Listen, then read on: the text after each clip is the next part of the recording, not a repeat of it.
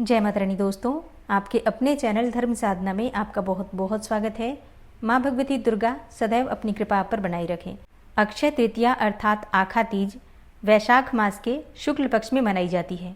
वैशाख मास की शुक्ल पक्ष की तृतीया तिथि अक्षय तृतीया अर्थात आखा तीज के रूप में जानी जाती है।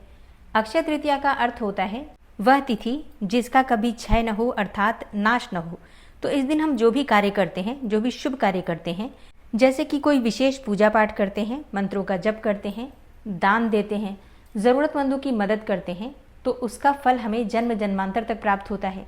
कोई निवेश करते हैं, सोना खरीदते हैं, कोई भी महंगी धातु खरीदते हैं, तो माँ लक्ष्मी स्थायी रूप से हमारे घर में वास करती हैं। घर में धन की वृद्धि होती है। कहते हैं कि आज धन घर में लाने से घर में कभी भी धन का नाश नहीं होता, कभी भी आर्थिक तंगी नहीं होती। कोई भी कार्य आज आप प्रारंभ कर सकते हैं, क्योंकि आखा तीज को अबूझ मुहूर्त कहा जाता है। तो अगर आप कोई भी व्यापार शुरू करना चाहते हैं तो आज से कर सकते हैं। इसके अलावा जैसे कि विद्या का प्रारंभ करना चाहते हो, बच्चों का अन्नप्राशन करना चाहते हो, या फिर बच्चों की शिक्षा का प्रारंभ करना चाहते हो, तो आज से आप प्रारंभ कर सकते हैं कोई भी शुभ कार्य। गृह प्रवेश करना चाहते हो या फिर भूमि पूजन करना चाहते हैं, कोई भी नया प्लॉट खरीदना चाहते हैं, मकान खरीदना चाहते हैं या गाड़ी खरीदना चाहते हो, तो आज का दिन शुभ है। देखिए, आखा तीज को अबूझ मुहूर्त कहा जाता है, मतलब कोई भी शुभ कार्य आप करना चाहते हैं तो आज आप कर सकते हैं।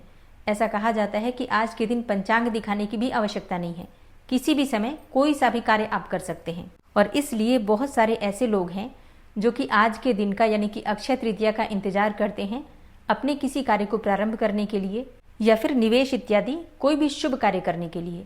अक्षय तृतीया के दिन दान देना सर्वाधिक श्रेष्ठ है, क्योंकि कहा जाता है कि जो हम दान देते हैं किसी भी वस्तु का, तो उसका फल हमें कई गुना होकर जन्म जन्मांतर तक प्राप्त होता है। तो इसलिए आज दान करना अत्यंत आवश्यक है। अब किन चीज़ों का दान कर सकते हैं? देखिए, वैसे तो अपनी शक्ति सामर्थ्य के अनुसार आप किसी भी वस्तु का दान कर सकते हैं, लेकिन कहा जाता है कि अक्षय तृतीया के दिन सोने का दान करना, स्वर्ण दान करना श्रेष्ठ होता है। मतलब अगर हम सोना दान करते हैं तो जन्म जन्मांतर तक माता लक्ष्मी की कृपा हमें प्राप्त होती है। मतलब आज के दिन स्वर्ण दान करके जन्म जन्मांतर के लिए आर्थिक समृद्धि का वरदान हमें माता लक्ष्मी से प्राप्त हो जाता है। अब देखिए, सबके पास इतनी व्यवस्था तो नहीं होती है कि स्वर्ण का दान करें, तो ऐसे में आज किन चीज़ों का दान करना स्वर्ण दान के समान बतलाया गया है और अक्षय तृतीया पर किन किन वस्तुओं का दान हम कर सकते हैं। आज की वीडियो में आप जानेंगे इन सभी वस्तुओं के बारे में और इसके साथ ही अक्षय तृतीया के शुभ मुहूर्त के विषय में भी। तो वीडियो को अंत तक जरूर देखिए। तो शुभ मुहूर्त की जानकारी आपको मिल जाएगी, लेकिन उससे पहले जानते हैं कि आज के दिन हमें किन किन वस्तुओं का दान करना चाहिए और कौन से कार्य आज हमें भूल से भी नहीं करने चाहिए। देखिए, अक्षय तृतीया गर्मी के मौसम में आती है, मतलब गर्मी का प्रारंभ होता है जब अक्षय तृतीया आती है। तो ऐसे में सबसे पहले जल का दान करना। अब जल का दान कैसे करें? देखिए, वैसे तो आप जल का दान किसी भी प्रकार से कर सकते हैं, जैसे कि आप पक्षियों के लिए पानी की व्यवस्था कर सकते हैं। घर के बाहर किसी बड़े पात्र में आप जल रख सकते हैं, जिसमें जो पशु इत्यादि घूमते हैं उनके लिए जल की व्यवस्था हो जाती है। इसके अलावा जैसे पानी की बोतलें आती हैं, आप कुछ बोतलें पानी की ले लीजिए और राहगीरों को आप पानी दे सकते हैं। आप चाहें तो मीठे जल का वितरण भी करवा सकते हैं। कहीं पर भी पानी की व्यवस्था कीजिए, मीठा जल का वितरण आप करवा सकते हैं, शरबत बंटवा सकते हैं, या फिर आप चाहें तो प्याऊ लगवा सकते हैं। ठीक है, मतलब सामर्थ्य के अनुसार आप जल का दान इस प्रकार से कर सकते हैं। लेकिन शास्त्रों के अनुसार मिट्टी के घड़े में जल भरकर किसी ब्राह्मण को, विद्वान ब्राह्मण को दान करना या फिर मंदिर में दान करना श्रेष्ठ माना गया है। तो ये आप कैसे करेंगे? देखिए, इसके लिए आपको चाहिए मिट्टी का एक घड़ा। आप बड़े घड़े भी ले सकते हैं, छोटा सा मटका भी ले सकते हैं, या फिर सुराही भी ले सकते हैं। तो जल के पात्र अलग अलग प्रकार के आते हैं। आप अपनी सुविधा के अनुसार और सामर्थ्य के अनुसार जैसी भी व्यवस्था हो, पानी के लिए एक पात्र ले लीजिए, मिट्टी का पात्र, घड़ा या फिर मटका इत्यादि। आप चाहें तो एक दिन पहले ही घड़ा खरीद कर रख सकते हैं और इसमें पानी भर कर रख सकते हैं। मतलब अच्छे से धो दीजिए घड़े को और इसमें जल भरकर रात्रि पर्यंत, मतलब पूरी रात्रि रहने दीजिए।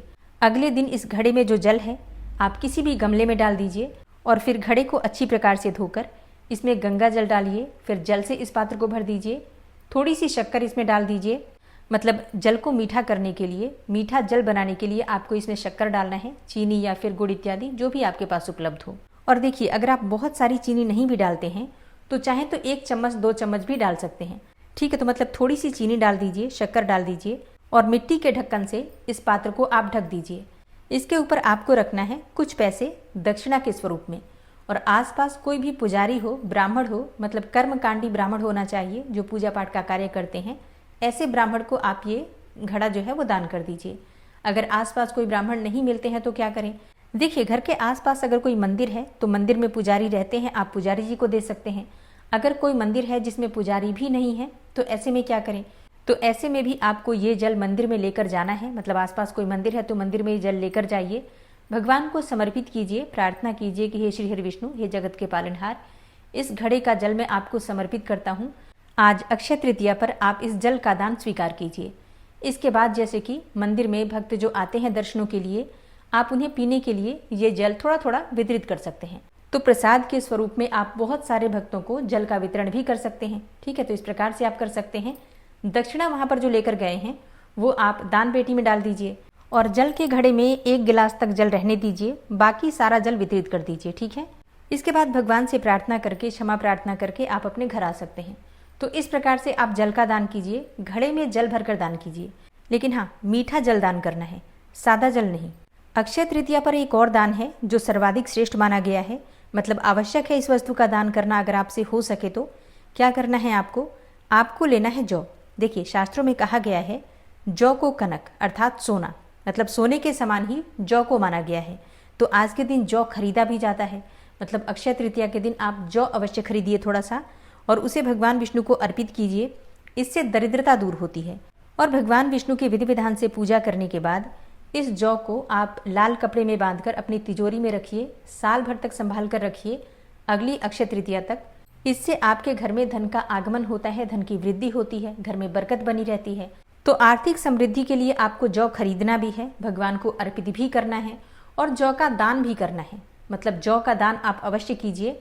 ब्राह्मण को, किसी भी वेद पाठी ब्राह्मण को, जो भी पूजा पाठ इत्यादि करते हैं, ऐसे ब्राह्मणों को दान दीजिए दक्षिणा के साथ। ब्राह्मण के चरण स्पर्श कीजिए, उनका आशीर्वाद लीजिए, तो आपको स्वर्ण दान के समान ही पुण्य फलों की प्राप्ति होती है। तो यथाशक्ति यथासंभव जौ खरीदें, दान करें, पूजा में समर्पित करें और अपने घर की तिजोरी में भी रखें। और अब जानते हैं अक्षय तृतीया के शुभ मुहूर्त के विषय में। वैशाख मास की शुक्ल पक्ष की तृतीया तिथि प्रारंभ होगी 19 अप्रैल 2026 को, यानी कि रविवार के दिन सुबह 10:49 पर, और तृतीया तिथि का समापन होगा 20 अप्रैल को सुबह 7:27 पर। वैसे तो सूर्योदय कालीन तिथि तृतीया की हमें 20 अप्रैल को प्राप्त हो रही है, लेकिन पूरे दिन और रात्रि की तृतीया तिथि 19 अप्रैल को है, जो कि 19 अप्रैल को सुबह 10:49 से प्रारंभ हो जाएगी और पूरे दिन रात्रि रहेगी। तो ऐसे में 19 अप्रैल 2026 को, यानी कि रविवार को, अक्षय तृतीया मनाई जाएगी। 19 अप्रैल को सूर्योदय काल का समय है सुबह 5:52 पर और सूर्यास्त का समय है शाम को 6:49 पर। ब्रह्म मुहूर्त सुबह 4 बजे से 4:50 तक। और बात करें अभिजीत मुहूर्त की, तो सुबह 11:54 से दोपहर 12:47 तक ये समय अभिजीत मुहूर्त का है। कोई भी शुभ कार्य आप अभिजीत मुहूर्त में कर सकते हैं। राहु काल शाम को 5:52 से शाम को 6:48 तक रहेगा। और राहु काल में कोई भी शुभ कार्य प्रारंभ नहीं करना चाहिए, लेकिन अगर आप पहले से कर रहे हैं तो उस कार्य को कर सकते हैं। 19 अप्रैल को अक्षय तृतीया के दिन एक बहुत ही शुभ संयोग आपको प्राप्त होगा, त्रिपुष्कर योग का, जो कि सुबह 7:10 से प्रारंभ हो रहा है और इसका समापन होगा सुबह 10:49 तक। तो सुबह 7:10 से 10:49 तक त्रिपुष्कर योग है। और शास्त्रों के अनुसार त्रिपुष्कर योग में जो भी कार्य किया जाता है, चाहे फिर आप कोई खरीदारी करते हैं, पूजा पाठ करते हैं, मंत्र जप इत्यादि करते हैं, दान धर्म करते हैं, तो उसका फल आपको 3 गुना होकर प्राप्त होता है। तो बहुत ही शुभ योग है, इसका भी आप लाभ उठा सकते हैं। अब बात करें अक्षय तृतीया पर पूजा के शुभ मुहूर्त के बारे में, तो देखिए, इस दिन माता लक्ष्मी की, भगवान श्री हरि विष्णु की और भगवान शिव और माता पार्वती की पूजा की जाती है। और वैसे तो अक्षय तृतीया है, अबूझ मुहूर्त है, आप पूरे दिन में कभी भी पूजा पाठ इत्यादि कर सकते हैं, दान धर्म कर सकते हैं, लेकिन फिर भी कुछ विशेष मुहूर्त भी होते हैं जिनमें हम पूजा करते हैं। तो अक्षय तृतीया पर पूजा करने का जो सबसे शुभ मुहूर्त है, सुबह 10:49 से दोपहर 12:20 तक रहेगा। इस अवधि में माता लक्ष्मी की पूजा आप कर सकते हैं। कलश की स्थापना करके हम पूजा करते हैं, मतलब जब भी हम माता लक्ष्मी की पूजा करते हैं अक्षय तृतीया के दिन, तो विशेष रूप से कलश की स्थापना करते हैं, श्री कलश की, अखंड दीप प्रज्वलित करते हैं और फिर विधि विधान से श्री हरि विष्णु और माता लक्ष्मी की संयुक्त रूप से पूजा करते हैं, ताकि हमारे घर में हमेशा समृद्धि बनी रहे, किसी भी प्रकार का अभाव न रहे।